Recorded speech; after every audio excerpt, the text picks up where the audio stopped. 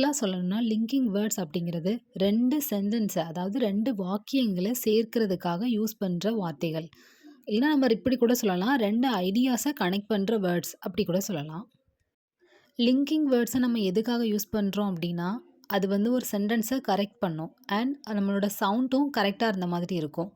Linking words இருந்தா தான் அந்த சென்டென்ஸ்க்கே ஒரு ஸ்ட்ரக்சர் வந்து குடுக்கும். மீனிங்கும் கிளியரா இருக்கும்.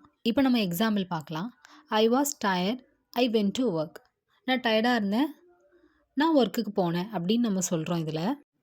இதுல டயர்டா இருந்தேன், வொர்க்குக்கு போனேன். இந்த 2 சென்டென்ஸ்க்குமே ஒரு கனெக்ஷனே இல்ல. டயர்டா இருந்தேன். பட் நான் வொர்க்குக்கு போனேன். டயர்டா இருந்து ஆனாலும் நான் வொர்க்குக்கு போனேன். அப்படிங்கிறது தான் கரெக்ட்டான சென்டென்ஸ். ஸோ இந்த சென்டென்ஸ்ல பட் அப்படிங்கிற வேர்ட் தான் லிங்கிங் வேர்ட்ஸ்.